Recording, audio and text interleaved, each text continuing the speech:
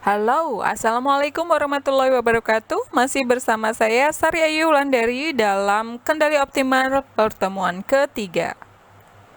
Pada kesempatan kali ini kita akan membahas tentang model deterministik. Model deterministik saya ulas kembali di mana deterministik itu berbeda dengan probabilistik. Kalau yang deterministik, dia itu sudah dapat diprediksi dari awal atau istilahnya dia sudah supervise gitu ya. Dia sudah ada labelnya di mana apakah dia itu sebagai kondisi satu atau dia sebagai kondisi dua. Akan tetapi untuk probabilistik dia tidak dapat diprediksi karena dia mengandung unsur peluang. Jadi kira-kira peluangnya berapa untuk bisa dideteksi sebagai si A atau si B, seperti itu. Nah, untuk deterministik kita akan membahas tentang tabu search karena itu adalah konsep dasar dari model optimal. Nah, untuk pokok bahasan yang akan kita ampu pada pertemuan kita kali ini itu terdiri dari 4 hal. Yang pertama adalah metode tabu search, yaitu metode dasar dari sistem optimal. Kemudian setelah itu kita akan berangkat ke flowchart-nya. Kemudian yang berikutnya adalah kita akan membahas tentang manual Excel-nya dan kita akan membahas tentang programming MATLAB-nya. Oke, kita masuk ke pertemuan pertama yaitu tabu search. Untuk tabu search sendiri pada dasarnya dia hampir sama dengan metode yang di AI, akan tetapi perbedaannya apa? Perbedaannya adalah pada pembulatan dari lokal maksimum dan global maksimum. Nah, tabu search sendiri itu merupakan suatu metode optimasi yang menggunakan short term memory untuk menjaga agar si proses pencarian itu tidak terjebak pada nilai optimum lokal atau lokal optimum atau lokal maksimum. Nah, biasanya nih kalau misalnya teman-teman mau cari di AI, itu biasanya hampir sebagian besar terjebak pada lokal maksimum. Lokal maksimum ini misalnya dia sudah dengan data yang kecil, kemudian dia mengasumsikan bahwa ternyata setelah dia 100% selesai di situ. Padahal tidak, ada 100% yang lain yang ketika dilanjutkan dia akan ada global minimum, lalu ada lagi yang 100% yang tepat, yaitu yang disebut dengan global maksimum. Nah, untuk AI, NN, dan lain sebagainya itu metode-metode awal yang mereka itu terjebak pada lokal maksimum. Jadi masih ada 100 yang lain yang dia lebih tepat. Nah, untuk tabu search ini, dia akan mencari 100, 100, 100 hingga dia masuk ke global maksimum. Nah, inilah yang membedakan antara AI dengan optimal. Metode ini menggunakan tabu list untuk menyimpan sekumpulan solusi yang baru saja dievaluasi. Soalnya selama ini pada proses optimasi, pada setiap iterasi solusi yang akan dievaluasi itu akan dicocokkan terlebih dahulu dengan isi di tabu list untuk melihat apakah solusi itu sudah ada pada tabu list atau belum. Apabila solusi tersebut sudah ada pada tabu list, maka solusi itu tidak akan dievaluasi lagi pada iterasi berikutnya. Apabila sudah tidak ada lagi solusi yang tidak menjadi anggota dari tabu list, maka nilai yang terbaik kemudian baru dicari atau nilai yang terbaik itulah yang akan dijadikan sebagai sebagai template dari pembelajarannya, seperti itu. Nah, apa saja sih sebenarnya? Nah, kita akan masuk ke dalam flowchart-nya terlebih dahulu, guys. Untuk flowchart-nya terdiri dari kita mulai, ini sama persis seperti konsep dari control optimal atau kendali optimal, dimulai dari kemudian nilai awal. Di sini ada daftar calon solusi. Kemudian setelah itu ada evaluasi solusi, kemudian memilih solusi yang terbaik dari daftar calon solusi tersebut yang sudah dievaluasi solusinya. Kemudian setelah itu baru dicari apakah dia solusinya optimum. Ketika tidak optimum, maka dia akan memperbarui kriteria. Setelah memperbarui kriteria, naik lagi masuk ke daftar calon solusi, di mana daftar calon solusinya ini akan mencari neighbor, akan mencari tetangga sebelahnya. Kemudian dicari dari tetangga sebelahnya itu evaluasi solusi lagi, kemudian pilih solusi yang terbaik, belum terbaik, perbarui kriteria lagi, kemudian dia masuk ke neighbor setelahnya dan seterusnya. Jika solusi optimumnya itu sudah yang terbaik, maka dia akan masuk. Apakah yang terbaik? Iya, setelah solusinya terbaik, kemudian dia akan selesai. Hanya seperti itu. Simple ya. Nah, untuk Excel-nya seperti apa? Nah, kita masuk ke MATLAB-nya. Nah, untuk masuk ke dalam MATLAB, teman-teman perlu tahu terlebih dahulu apa saja sih sebenarnya yang ada atau elemen-elemen dari tabu source yang sebenarnya hampir mirip atau hampir sama dengan elemen-elemen yang ada di optimal. Yang pertama adalah representasi solusi. Jadi teman-teman harus tahu ada representasi solusi. Kalau yang di pertemuan kedua kemarin kita sebut sebagai variabel.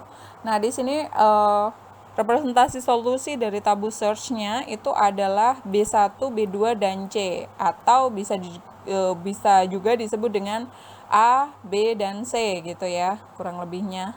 Di sini ada B1, B2 dan C. AB-nya itu adalah inputannya.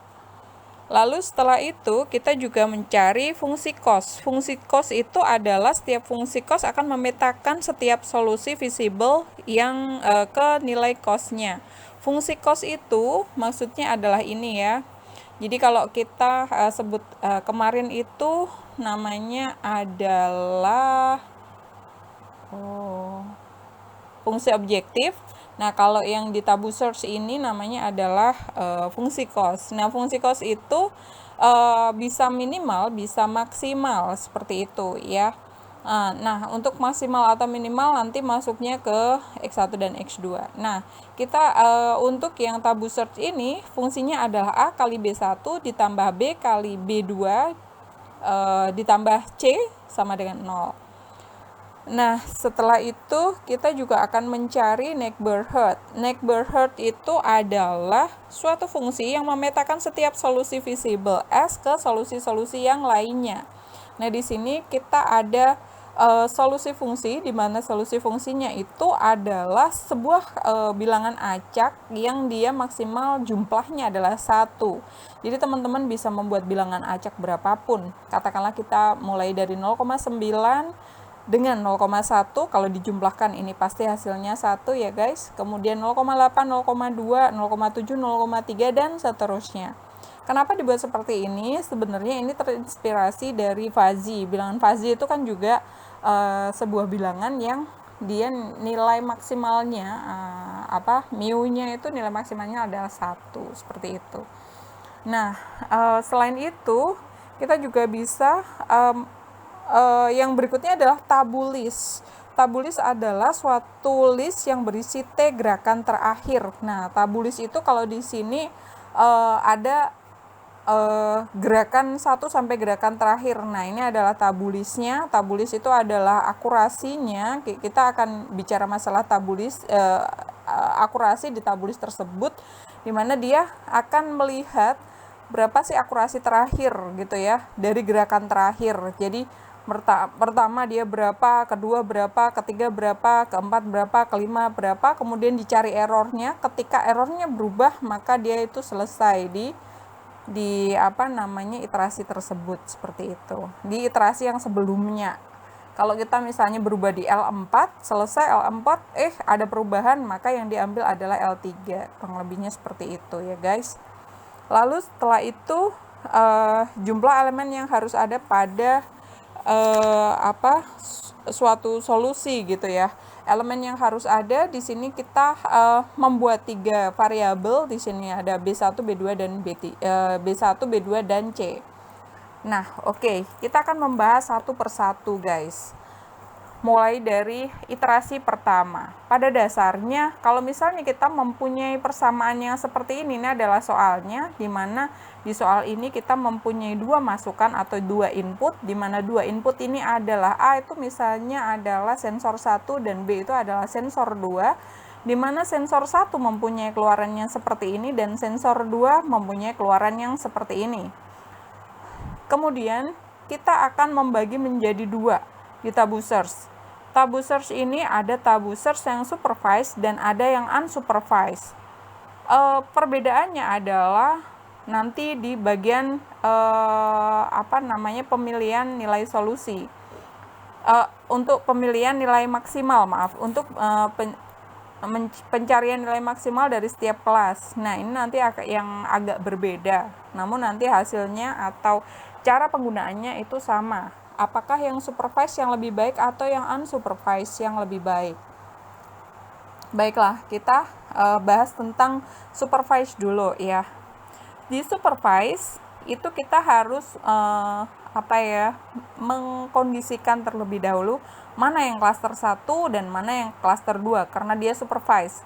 Kalau unsupervised berarti acak, boleh acak. Ini klaster 1, ini klaster 2, ini klaster 1 lagi, ini klaster 2, misalnya seperti itu.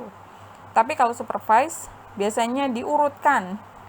1 sampai 3 itu adalah klaster 1 atau kondisi 1, kemudian data ke 16 sampai 18, data ke-3 sampai ke-6 ini adalah untuk kondisi 2 atau klaster 2. Seperti itu, guys.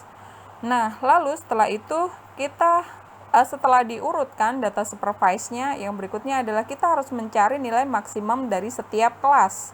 Di sini kita punya 24. 24 adalah nilai maksimum dari kelas pertama atau klaster 1 atau kondisi 1, yaitu 24 gitu ya. Sedangkan yang kedua di sini yang 21 itu adalah nilai maksimal dari kondisi 2 atau klaster 2, yaitu yang 21 seperti itu. Nah, setelah kita mendapatkan nilai maksimal, lalu kemudian kita harus membuat pilihan dari nilai solusi, di mana kita mempunyai 3 variabel, yaitu B1, B2, dan C. Yang B1 dan B2 itu nilai acak yang jumlahnya sama dengan 1. Kalian boleh menggunakan 1 digit di belakang koma atau 2 digit di belakang koma, it's okay gitu ya. Semakin nilai acak kalian itu mendekati kebenaran, maka semakin bagus. Semakin kecil atau semakin kecil, misalnya 0,09 dengan 0,91 misalnya, itu lebih bagus ya, lebih rigid komanya itu biasanya lebih bagus. Tapi di sini kita nyari yang agak-agak ini dulu. Agak-agak gampang dulu gitu ya. Kita pakai yang 0,9 dan 0,1. 1 digit di belakang koma. Nah, di sini ada 0,9 dan 0,1, 0,8, 0,2 dan seterusnya. Di mana bagian belakang ini kita akan masukkan di dalam persamaan dari persamaan pertama, yaitu A kali B1 ditambah B kali B2. C-nya itu adalah A kali B1 ditambah B kali B2. Nah, yang diambil itu adalah nilai maksimal. Nah, sehingga kita punya 2 nilai maksimal nih. Sehingga kita punya 2 kali solusi. Solusi yang pertama adalah L1 sampai L5 itu untuk nilai maksimal 24. Dan L11 sampai L15 itu untuk solusi yang 21. Nah, sehingga nantinya kita akan mendapatkan 51, yaitu 24. Kalikan 0,9 ditambah 24, kalikan 0,1.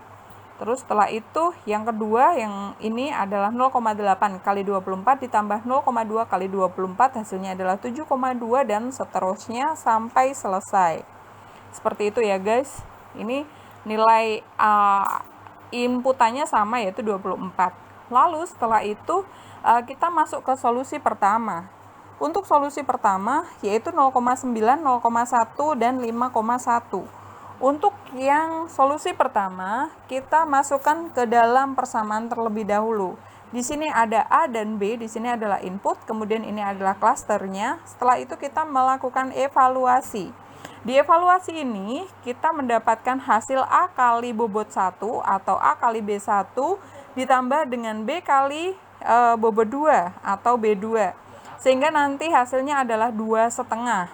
Nah, klaster baru yang dihasilkan adalah jika dia itu lebih besar atau lebih kecil daripada 5,1, maka dia termasuk ke dalam klaster 1 atau klaster 2. Nah, karena 2,5, karena dia 2,5, berarti dia masuknya adalah ke klaster 1. Ketika dia lebih besar dari 5,1, maka dia masuknya ke klaster 2. Kalau dia sama, berarti dia masuknya ke klaster 1, lebih kecil atau sama dengan gitu ya. Nah, setelah itu kita masuk apakah solusinya optimum. Kemudian kita akan mencari tahu apakah solusinya optimum itu dibandingkan antara klaster dengan klaster yang baru. Kalau dia sama, berarti solusinya optimum. Maksudnya kalau 1 dideteksi sebagai 1, maka hasilnya 1. Kalau 2 dideteksi sebagai 2, maka dia hasilnya adalah 1. Keseluruhan berarti 6 dibagi, jadi keseluruhannya adalah summing dari keseluruhan ini yaitu 6 dibagi dengan 6 dikalikan 100%. Jadi dia adalah 100% akurasinya. Seperti itu ya, guys. Nah, setelah itu sebenarnya bagaimana sih untuk penampakannya gitu ya. Untuk yang iterasi pertama, ini adalah iterasi pertama. Iterasi pertama kita, nah, kita masukkan dulu mencari titik singgung dari X dan Y-nya terlebih dahulu ya guys. Untuk mencari titik singgung, maka kita harus memasukkan A dan B-nya itu 0 dan A-nya, ketika A-nya 0 dan ketika B-nya adalah 0. Nah, ketika A-nya 0, maka B-nya berapa? Dan ketika B-nya adalah 0, A-nya adalah berapa? Seperti itu ya, guys. Nah, untuk itu kita seperti ini. Nah, ketika A-nya adalah 0, maka hasilnya adalah B kali B2 itu sama dengan C gitu kan, sama dengan 5,1. Berarti kalau begitu ini adalah hasilnya adalah 5,1 dibagi dengan 0,9. Seperti itu ya guys. Tapi bagaimana ketika B-nya itu adalah 0? Ketika B-nya itu adalah 0, maka ini hasilnya adalah 5,1 dibagi dengan 0,2. Kurang lebihnya seperti itu. Nah, sehingga kita akan mendapatkan 51,0 dan 0,5,6. Nah, sehingga kita akan mendapatkan hasil yang seperti ini. Nah, ini adalah 100% kurang lebihnya ya, karena di sini ini seharusnya sama dengan, jadi ini seharusnya agak di bawah. Nah, anggap saja ini 100% gitu ya. Lalu next berikutnya persis sama, hanya saja yang berbeda ini persis sama di copy kemudian paste di sebelahnya. Yang berbeda adalah di sini guys, solusi kita ngambil yang Next-Word kedua. Kalau tadi di iterasi pertama kita ngambil yang ini ya 0,9, 0,1 dan 5,1, maka yang berikutnya kita ambil solusi yang kedua yaitu 0,8, 0,2 dan 7,2. Lalu hasilnya seperti apa guys? Oh iya, saya lupa, teman-teman harus bisa membuat grafiknya. Bagaimana untuk membuat grafiknya? Nah, saya ajarkan dulu ya guys. Untuk membuat grafiknya, misalnya ini kita ilangi atau ya udahlah, kita bikin dua. Yang pertama, kita klik terlebih dahulu pada daerah yang mau kita bikin grafik, kemudian ambil sketcher, kemudian klik sketcher yang dol-dol aja, lalu setelah itu baru kita ambil di design, kemudian ambil di select data. Setelah itu tambahkan dengan add gitu ya. Nah, di add ini akan tampil di mana ada X-nya, X-nya ambil X yang untuk data berikutnya dan Y untuk yang data berikutnya. Setelah itu oke. Lalu setelah itu kita masih ada ini ya untuk garis singgung, maka kita akan add lagi garis singgungnya. Lalu kita akan ngambil yang komponen X-nya dan kita akan ngambil yang komponen Y-nya. Selesai? Oke. Oke. Nah, kita mendapatkan yang seperti ini, baru kemudian kita pakai pemisah garis. Kurang lebihnya seperti ini ya, guys. Jadi kita sudah punya hasil. Kalau misalnya di iterasi kedua ini sebenarnya seperti apa? Sebenarnya seperti ini.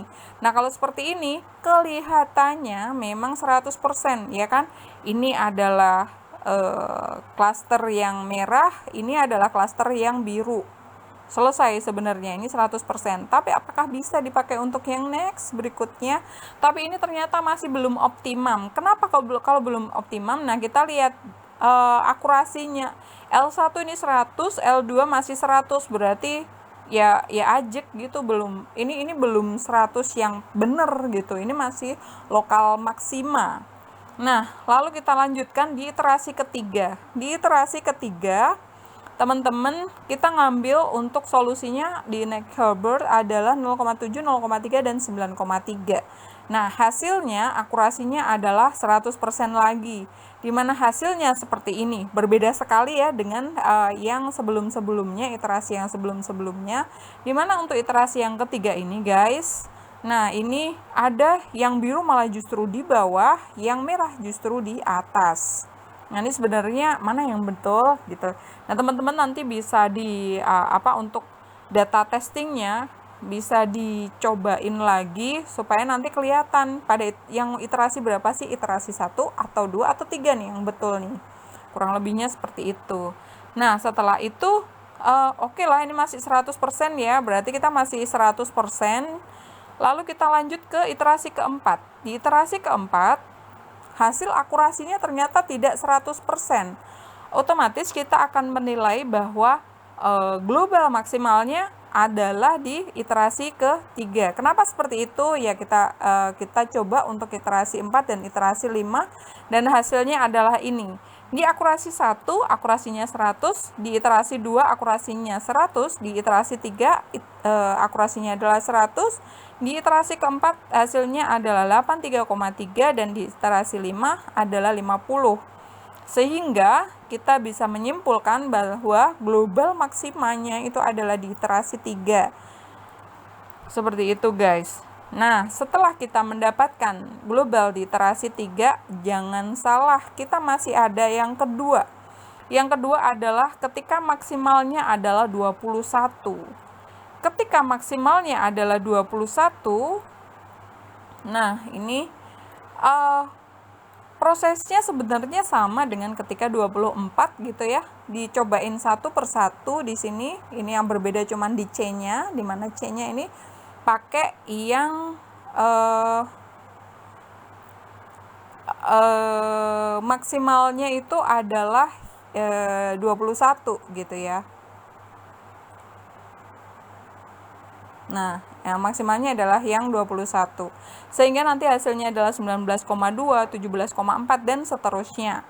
Nah, kita ambil yang pertama 0,9, 0,1 dan 19,2. Nah, hasilnya adalah 50%. Nah, ini teman-teman juga bisa nih, misalnya, gimana sih caranya? Nah, ini nanti teman-teman tugasnya adalah silakan nanti dibuat titik singgungnya dengan sumbu X dan sumbu Y-nya. Silakan dibuat titik singgungnya. Setelah dibuat titik singgungnya, silakan dipetakan dia itu berada di sebelah mana sehingga dia bisa mengatakan kalau 50%. Kalau di iterasi keempat tadi jelas banget ya, dia hasilnya adalah 83. Dia ada salah satu di mana yang kalau kita lihat di sini yang salah yang mana, yang ini ya. Di sini kan lebih banyak yang merah, yang di sini lebih banyak yang biru. Seharusnya biru yang bagian atas, merah yang bagian bawah. Di sini ada biru yang bagian bawah, sehingga yang biru yang di sini dikatakan salah karena dia seharusnya biru tapi diprediksi merah. Kurang lebihnya seperti itu, guys. Nah, di sini nanti teman-teman bisa memetakan gitu ya. Mana sih sebenarnya 50%? Mana sih sebenarnya yang 000 ini yang salah gitu. Nah, lalu setelah itu kita masuk ke iterasi 2 dari nilai maksimal yang 21. Ini juga sama ya guys, nilai maksimal yang 21 lalu hasilnya 50%, sama. L3 juga 50%, lalu L4-nya juga 50% dan L5-nya 33,33. Nah, di sini kita untuk yang 21, untuk yang ininya 21, nilai maksimalnya 21, kita mendapatkan hasil bahwa ketika L11 atau L20 yang maksimalnya 21 untuk iterasi pertama dia akurasinya 50, kedua, ketiga, dan keempat masih 50, dan ketika iterasi kelima dia turun menjadi 33,33. Berarti global maksimalnya terletak di L4, di iterasi keempat pada nilai maksimal 21. Seperti itu ya guys. Nah, setelah itu kita bandingkan antara dua dua solusi tersebut dari nilai maksimal yang 24 dan nilai maksimal yang 21.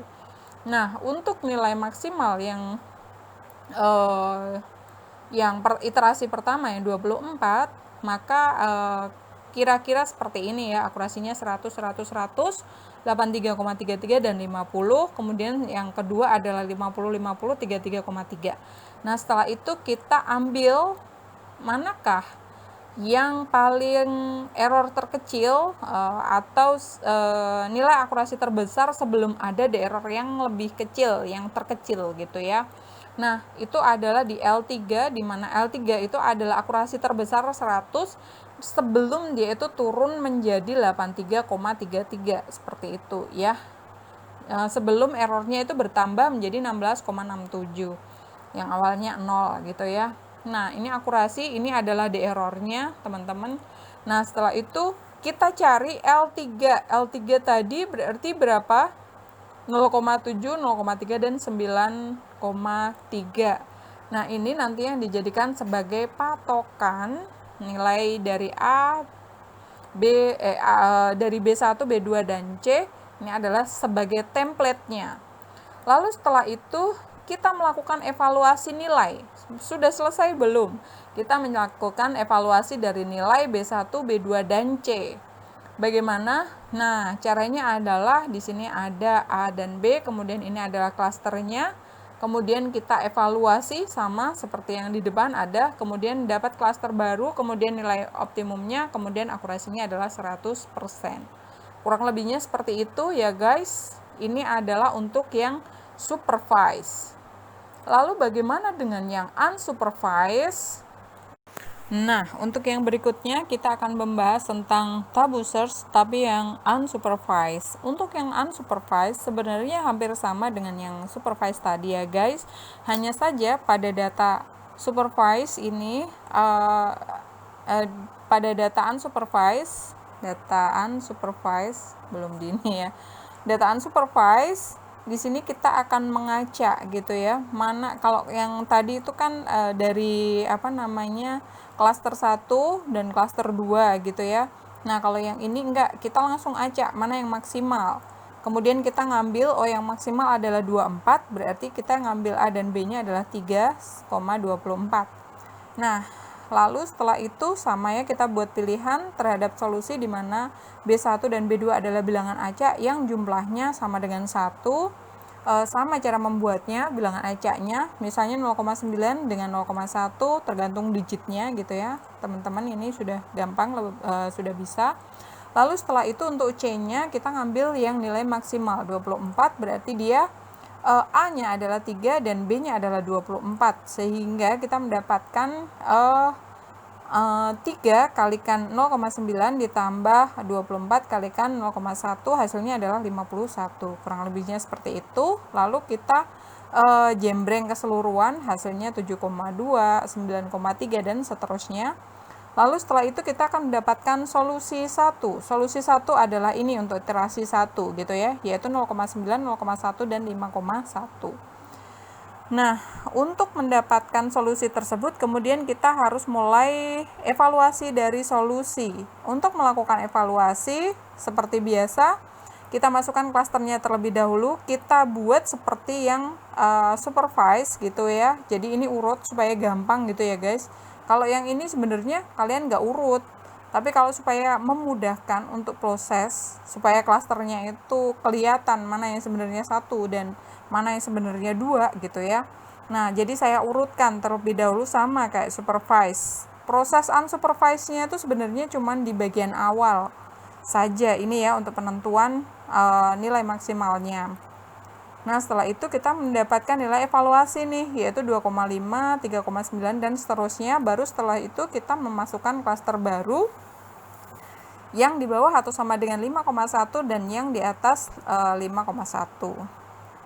Nah, setelah itu kita mendapatkan bahwa data 1, 2, 3 itu dia di klaster 1 dan data 4, 5, 6 dia di klaster 2. Setelah itu baru kita masukkan apakah solusinya adalah optimum, maka kita deteksi klaster dideteksi 1, kemudian klaster barunya 1, kemudian klaster lamanya 1 dideteksi sebagai 1, dia di klaster 1 tapi dideteksi sebagai klaster 1 benar, dia di klaster 2 dan dideteksi sebagai klaster 2 betul, dan semuanya adalah 6. Sehingga akurasinya adalah 6/6 kali 100% gitu ya. Jadi hasilnya adalah 100%. Ini adalah akurasi dari L1. Lalu L2 atau iterasi kedua sama juga ya guys. Lalu hasilnya juga sama, yaitu 6, hasilnya adalah 100%. Kemudian L3 ini juga sama. Kemudian yang dipakai ini adalah iterasi ketiga 0,7 dan 0,3, 9,3. Lalu hasilnya adalah 6 lagi, yaitu dia tetap ya 100% lagi. Kemudian untuk iterasi yang keempat, nah ini pada iterasi yang keempat dia adalah 0,6, 0,4 dan 11,4. Nah, ini hasilnya ternyata akurasinya tidak sesuai dengan yang diinginkan, yaitu akurasinya turun menjadi 5. Sehingga yang kemudian dipakai adalah L3. Di mana L3 hasilnya adalah solusinya adalah 0,7, 0,3 dan 9,3. Nah, ini seharusnya bisa kita bandingkan dengan yang pertama yang supervise tadi, di mana untuk yang supervise kita lihat supervise decision-nya adalah 0,7, 0,3 dan 9,3. Sehingga kita bisa lihat yang unsupervised decision-nya juga sama gitu ya, 0,7, 0,3 dan 9,3. Nah, sehingga tapi perbedaannya yang supervised tadi lebih lama atau prosesnya lebih rigid dibandingkan dengan yang unsupervised. Kurang lebihnya seperti itu ya guys. Nah, ini adalah untuk tabu search untuk manualnya.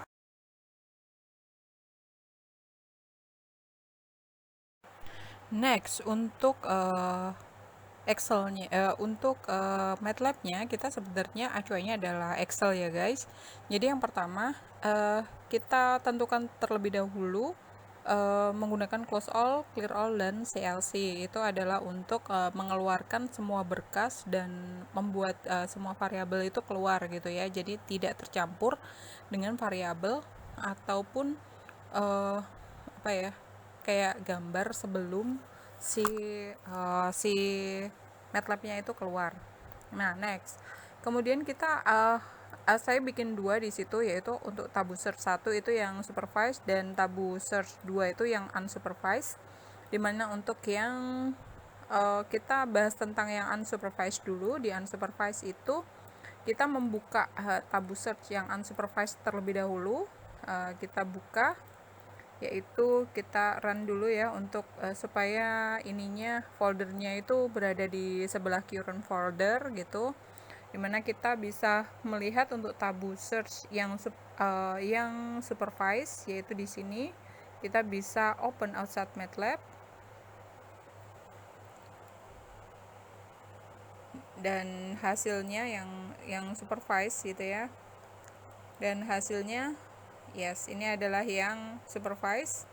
Nah, hasilnya yang supervise adalah yang seperti ini. Nah, yang kita ambil itu adalah yang ini, data yang ini ya, dari 13 sampai 18. Nah, sehingga atau kita juga bisa ngambil yang data 2 sampai B7. B2 sampai A2 sampai B7. Yang ini ya, guys, yang kita ambil. Lalu setelah itu baru kita buat atau baru kita cari nilai maksimalnya terlebih dahulu, yaitu menggunakan max A. Kalau max A aja nanti ada dua yang nilainya maksimal, yaitu di kolom 1 dan di kolom 2. Tapi kita akan mencari nilai maksimal untuk yang di semua kolom. Jadi pakainya max A. Hasilnya nanti adalah di variabel B, yaitu 24. Lalu setelah itu baru kita ambil lagi untuk yang find jika A sama dengan B. Artinya kita akan mencari satu baris tersebut. V itu adalah baris, W itu adalah kolom, di mana satu baris tersebut dia harus A-nya itu sama dengan B. Kita mencari sebenarnya itu ada di baris keberapa. Kemudian setelah itu baru kita membuat alternatif solusi, di mana alternatif solusinya adalah dari 0,9, kemudian dia berkurang 0,1, 0,9, 0,8, 0, bla bla bla bla sampai dia 0,1 gitu ya. Nah, dimana untuk ini C1-nya, dimana C2-nya itu adalah 1 dikurangi dengan C1 masing-masing. Nah, bentuknya seperti ini guys, iterasinya. Lalu setelah itu baru kita dapetin C. C itu adalah C1 aksen atau transpose dari C1 dan C2 transpose. Lalu hasilnya adalah C. Nah, C-nya adalah ini ya guys. Ini adalah susunan solusi dari B1 dan B2. Lalu setelah itu kita mencari next. Berikutnya adalah D. Dimana D itu adalah istilahnya ya. Ini adalah keseluruhan data dari kalau teman-teman di sini ini kita bisa melihat dari evaluasi, keseluruhan data dari evaluasinya. Jadi di sini kita akan mendapatkan keseluruhan data dari evaluasinya. Sebelum itu kita ngambil yang C3 dulu. C3 itu adalah bagian dari C-nya. Ya, C3 itu adalah yang C-nya, yang sebelah sini ya, guys. Nah, C3 adalah yang sebelah sini, ini adalah C-nya 5,1, 7,2 dan seterusnya. Ini sama ya, 5,1, 7,2 dan seterusnya. Lalu setelah itu kita jadikan di sini ada 2 ya, 6 itu adalah jumlah dari input, kemudian 9 ini adalah jumlah dari solusi. Lalu setelah itu baru kita jembrengin, kita dapetin yang D-nya. Apa itu D? D itu adalah seluruh alternatif dari solusi.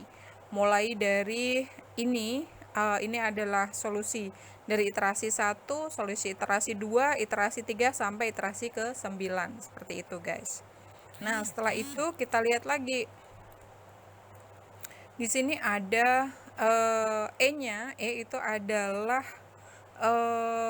hasil gitu ya, atau evaluasi atau klaster barunya. Hasil dari klaster barunya itu adalah di sini saya namai dengan E, di mana E-nya itu adalah seperti ini. Misalnya yang data 1 2, kemudian 1 2 2 1 1 dan seterusnya sampai dia selesai.